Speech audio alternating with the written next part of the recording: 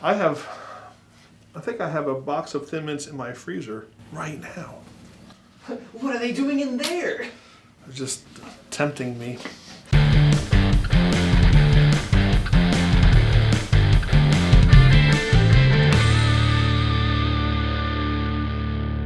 Okay, we can start. I think I've got some notes. Let me make sure I know what I'm talking about. Welcome to 2021 Lunch with Andy.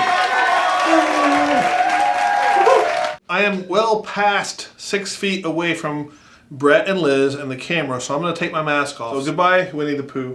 Let's talk about FRC. The kickoff was this past Saturday. First told us about 3 general challenges for us to deal with as teams. You've got the in-home challenges with your robot. You've got a new opportunity for an innovation challenge. Then you have this brand new thing that no one's really done before, game design challenge. There's a lot to digest and a lot to do for the teams. Some teams are picking one thing, some teams are picking a couple things to work on, and there's even some teams they're doing all 3 challenges. So that's pretty darn impressive. This is Lunch with Andy, so I must say today I had a really good Progresso brand soup, but somebody asked me to go to lunch, and so I went out and got a gyro. So enough. A hero? No, a gyro. One with a G that you don't say gyro. A gyro? It's not a gyro. It's not a hero.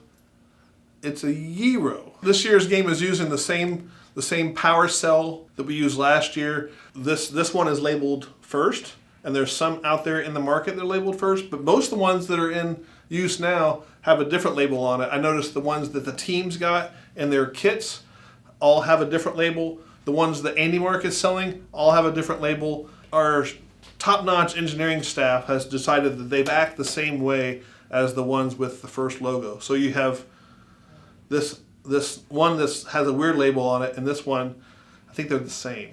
Let's talk more about Infinite Recharge at Home. Is focused on what your robot does and how your team optimizes that robot at your home playing field.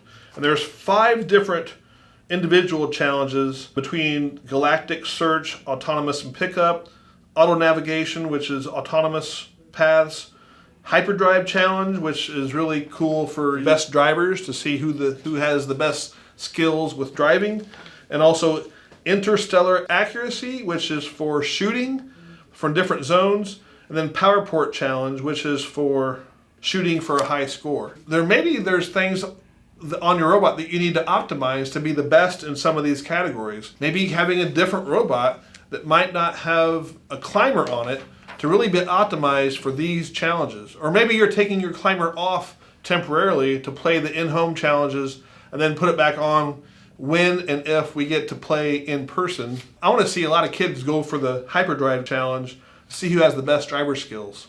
I think what teams are doing now are mostly deciding which challenge they're going to participate in, and also assigning tasks to team members. Who's going to work on the game design challenge? Who's going to work on the in-home challenge with the robot? And I think they're taking their time to decide how to allocate their resources. Things are moving a little slower with regard to teams because many teams are working remotely. Many teams aren't meeting as often as they have in the past, just because the task at hand is not as deep and wide as what a usual FRC kickoff is. So I know with the team I'm on, we're only meeting 3 times a week. So that might be the same thing for your team. I think there's 100 rookies this year, but for most of your teams, you already have a robot. Maybe you disassembled it a little bit. Maybe it's still in the same exact assembly. Maybe it's in the same condition as it was last spring. Really, your challenge is to iterate and optimize and make this the best robot it can be for these challenges. You're kind of like maybe a race car team. You already have something that's built, but you're continually tweaking it and improving it and making it better. Maybe you need to scale up from a brushed motor set on your drive base to brushless motors. Maybe you need to improve the speed of your intake or have a wider intake, improve the speed of your ball transfer device inside your robot. There's a lot of things you can do to improve your robot. Push yourselves, don't rest on your current design, because you can learn things from new designs and iterations on your robot. One thing that we want to really emphasize with the AM1 for You drive base, there are so many upgrades: 4-inch mechanism, 6-inch, 6-wheel drive, 8-inch pneumatic, performance drive, 6-wheel drive, 4-inch drive, aluminum 8-inch gearmatic, performance drive, Evo shifters, gearbox. I think we have like 1,000,002 versions of those types of drive bases. We have a brand new 3-motor upgrade kit, 3 motors for each side, that bolts right onto the inside plate of the AM1 for You 4. That's really efficient. One thing we've been working on a lot lately is really optimizing all kinds of options with our swerve and steer. So if you want a very value-based, robust swerve drive module, we have a lot of options with our swerve and steer. So check out our new swerve and steer product page and then choose the options that you want for your application. This year, Lunch with Andy, we're going to do this once a week. We'll see how long you guys stomach this, but Was that a lunch joke? so we're going to do this once a week, whether you like it or not. It's coming at you. Be ready for all kinds of hilarity and updates once a week from here at Andy Mark World Headquarters. Be safe, have fun, and we'll see you next week.